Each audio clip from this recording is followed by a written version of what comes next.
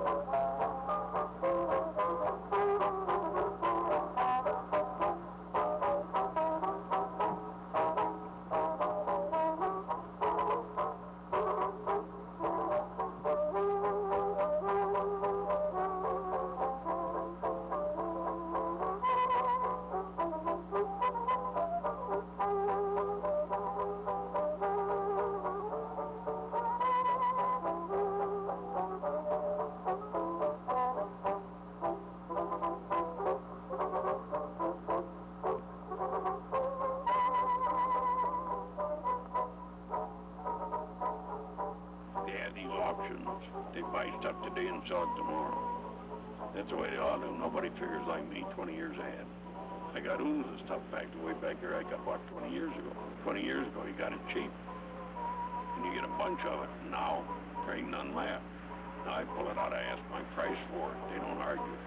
And if my price ain't enough, I keep it another year, and then it's worth that. Because this stuff doubles in value. Like that old automobile I got sitting over there. Yeah. They offered me $125 for it the other day, that Chrysler, but I'll leave it sit there for, I figure, 5 years. It'll be worth $500 at least. Now, will it have to be hauled out? I mean, do you have it in a position where a tree has grown in front of it now since you put it there? Or? But a tree should grow in front of it. We just chop the tree down and take it down anyway. It don't hurt if it's a good antique. It don't hurt where it sits. Don't hurt if it sits up in the tree. It don't hurt where it is. I noticed that you've got just about everything there. Every conceivable item. Is there anything that you would refuse that you definitely don't want to handle? Would you accept that? Yes, plenty of things I refuse. These night auctions, a lot of that old modern television stuff, all that kind of stuff. I don't want none of that electric stuff. I try to stay away from it. Why is it that you wouldn't want any electrical? Because that electrical stuff, unless it's old antique stuff, like I got a couple flat irons put away. 1910. Yeah. And electric bulbs, if I can get them 1910, 1908 or something like that. But the more modern? But this modern stuff, this modern furniture. I don't break my back on that no more. I wouldn't even have that for nothing. This modern stuff, I ain't got room for it anyway. But if I can get the old antique furniture, the old block walnut and the block pine, I can set it out there in the yard. Even modern guns. There's a lot of difference. Take them old-time guns. Or doesn't one piece of metal weather the same as another piece of metal? No, don't. You get an old Civil War musket, I can leave it hang out in the tree all winter. Then it won't pit and rust away. It's more like stainless steel. But there's modern rifles, you can stick it out in the tree for a week, and it'll go all to pieces. I get a way to keep it on a gun or a pistol. Okay. By golly, you throw it in the rain barrel.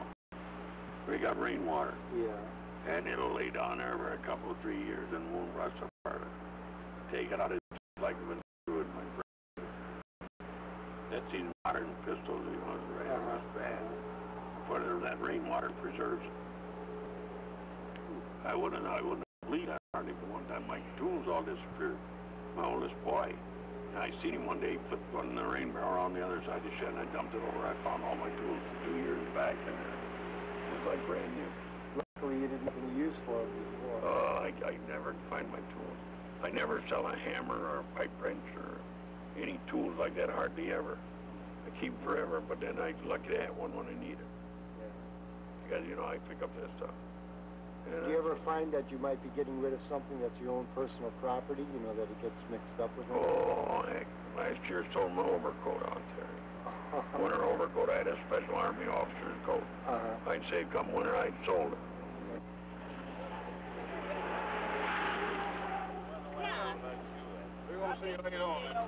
Yeah. Okay. Bye, Mr. Johnson. Come on, baby. Baby. I prefer about 4 good customers a day stopping by that I can talk with and do business with, because a lot of old elderly couples will stop by and they might not even want nothing really. Just by the time I visit with them for about an hour or two and give them a bouquet of early American flowers, put them in water for them, they're ready to spend $10 or $20. The human people are funny. You gotta treat them right, that's all. Are you ever curious as to why people want to pick up a certain item, you know, or do you usually leave it out? I don't ask, I'm not using it.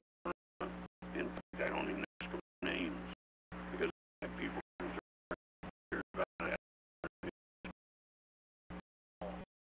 but they like to stop every year and visit for a couple hours. Why should I ask them their names? Half the time I can't remember them anyway. I got so many coming through here. So I don't know their names, only they're my friends. That's all that counts. And you want to pay for that now, so in case you don't come back around, you'll have it. $1.25. I got the encyclopedias of the Bible, I got the crystal balls, I got all that stuff. Some of that stuff. Cookbooks. Gosh, I got a bunch of cookbooks over there. I couldn't lay my hand on them right now. And then I have cookbooks.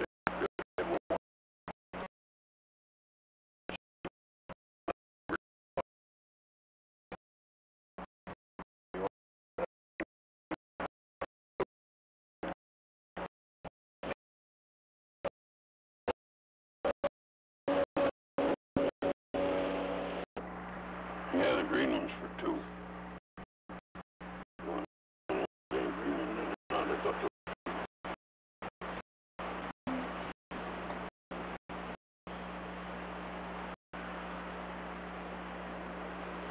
I'll show you a canning jar here. Now you're running expensive stuff. That one's probably about $1,900 bucks. Some of them are worth more than that, but these see them on the shoulder. In fact, that's the only third one I ever seen like that. They're scarce. But that's the kind of stuff. You have to sit back and get a registry price. And when the right guy comes along, that's the one he wants. Would you like a few of them? Can't we just browse around at the jars over here? What? Okay, we browse around and look at these jars. Yeah, but don't dig into it. We won't break them. No, I got them in a stack. I don't like to stack gold down. Okay. There's some old harness. Now you know what these are, don't you? These are harpoons. Harpoons? Yeah, that's what they used to harpoon the hay with when they had loose hay. Oh, They didn't have bale hay. You fold them up, pull it up, and They had no bale hay. Then when you put it up in the hay log, you hook a team of horses onto them. See, I got a lot of them around here. That's how I hoard stuff. Them are antique now, but they ain't hunting them yet. Oh. But they'll make a raid on them one of these days, and then I'll sell them about $10, $20 a piece. Aren't you afraid that sometimes, you know, people might just come here while you're, say like at night? Nah. Only thing I ever had stole out here, I had a big skeleton up on a tree. On the tree. And I used to sell them for $5 a piece. But I couldn't get no more, so I run. That one's kind of beat up. I didn't want to ask the price for it. So by God, I wouldn't sell it. And finally, one morning, come out here, so I told what wire cutters come out, take it. I tell you, people will steal. But if you sell it to them, usually they won't steal. They'll buy it. Because average people like to buy their stuff. They don't like to steal it. Right. Yeah. Take that old bed there. That's an antique. That's a rather extra nice one, I thought, because it's got a place for Ma and Pa's name on it. See? Where? On here in this plate. Oh, I see. Clean it up. Really, there ain't no job to clean them up when they get rusty like that. How long have you had this weather in that? Well, this is laid out here extra long, but it'll go. It's been here for at least 15 years. That don't hurt, because the paint's all gone off of it. See? Solid beds ever made. Imagine if it's still holding up. These old wood beds, they're the only things they do nothing but squeak. Ain't no good. And they're a lot of work to clean, too. But these iron beds, you clean them up in a hurry. And it don't take very long. Well, I'll take you in here. Usually I don't let everybody in here because this is my choice stuff. There's an old casket up there from World War II. There's the casket that is right there. And this here, this is a doll. This is a flirty doll. You want to see it, I'll show it to you. Now you see how you don't get many like this. She turned her eyes sideways. See that? They go sideways. She's what they call a flirty doll. Now some dolls like her, you know, had that they big water. And there's everything back in here. Old kids' type, old pictures, old.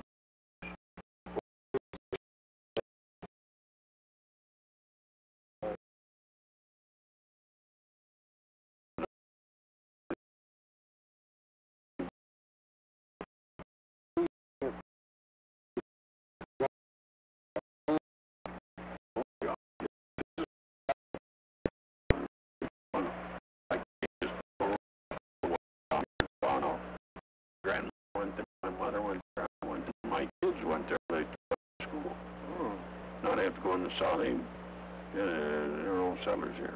I see. And I guess I don't know what nationality I am. I'm part Indian, part Jew, a little bit of everything. I'd like to ask you a question about your political convictions. I tell you, as far as I'm concerned, I do my township and county business. That's all I tend. As far as up there, I don't ever get up to Washington or north. As far as our township business, we got a township hall, you know. And in township hall, we can go there and make laws. But tell me, would you classify yourself as a party man, you know, Democrat or Republican, or do you have any leanings? Oh, I don't know if I really classify myself. I'm so comfortable. One like Kennedy, scared. Like the same thing. He said he wasn't going to let the church come ahead of his business, so after he was in there for a while, I woke up to the fact I missed out. He was the best president we ever had. Now, what about Nixon now? Of course, we're not speaking about a religious denomination, but he's a Mason. And they say that Masons are sworn to a type of secrecy. Yeah. Would something like that kind of put you off, too? But why didn't Nixon go visit the old Pope first thing he got in office? That looked bad. That's mixing church and state. And we should leave church and state separate. When he gets in for president, he should leave the Pope alone. I guess so, yeah. That's bad business, that Pope. That Pope, I'm a little leery. You know Hitler. Yes. You know Hitler. He was a baptized Roman Catholic. And you know what he done? He went right in the Vatican City and right in beside there, and the old Pope wasn't worried about him a bit.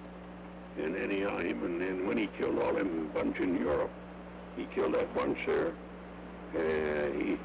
He knew what he was doing. It was the Pope's orders. He's carrying out the Pope's orders. After the war, they should have... Was the extermination of the Jews, you feel that was... Sure, non-believers. It wasn't just Jews. When he went into Russia, he exterminated all them, too, because they was against the Catholic Church, see? And so the way it was, Hitler, he was a bad one, but he was working right with the Pope. The Pope got him into that job. That's how he got ahead the German army. He was never successful in nothing before. And some of them stories in that Bible are rotten. You mean some of the stories that you read in the Bible? They're terrible. And the Bible stories are terrible. In what way do you find that they're terrible? Some of the stories they teach the little kids about Holy Ghost and all that stuff. Now, Holy Ghost and inspired by the Holy Ghost. How women can get inspired by the Holy Ghost, that's one, ain't it? I imagine so. And get pregnant. That's Jesus was born, you know, he's supposed to be inspired by God. And that stuff don't add up no how. This doesn't make a difference. Don't make sense. And anybody don't take and believe that 100%, they're bound to be getting a little off. But I tell you, I think what religion is perfected for is to keep people from going overboard. Well, I imagine you would concede that it has its virtues. I mean, you know... It's to keep them going so far. But we had a bunch down here this summer, boy, they really get effed up. I didn't go down to none of the meetings. Some of the women go down there and they get effed up so they have the devil in them. What is one of those tent meetings? Yeah, tent meetings. Man, they got rough down there with the women. Driving the devils out, though. But I tell you, we just got to figure out our own religion. There is no God, we know that.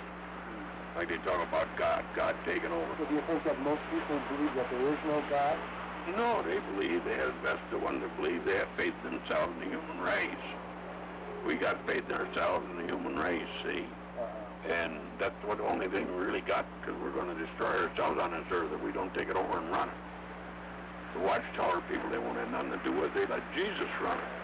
But Jesus ain't here. He ain't going to take care of nothing. If he did, he'd stop that Vietnamese war. Now, we got to take it in our own hand and run things. We can run this whole world if we'll get at it and work together. Not have a bit of trouble. And we can be here for a long time. There's no such thing as doomsday unless we create it.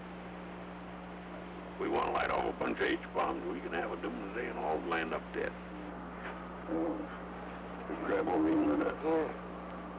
Did your wife make any of these? Yeah, no, she don't make them. They're old ladies that make these.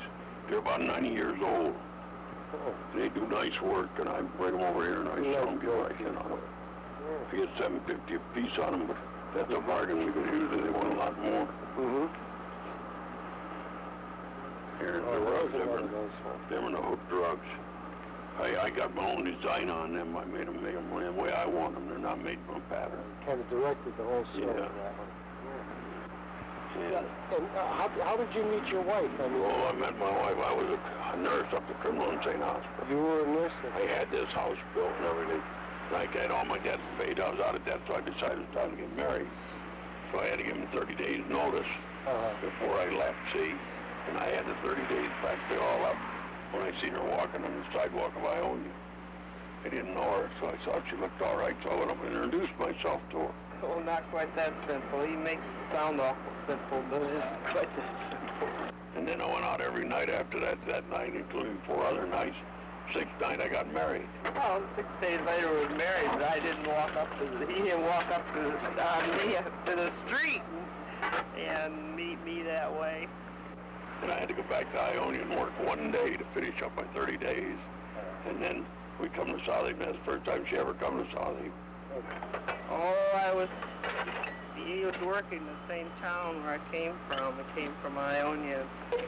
And I'd seen him before, but he didn't know him.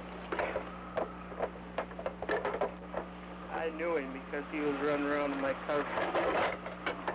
My cousin was, she's quite a gal.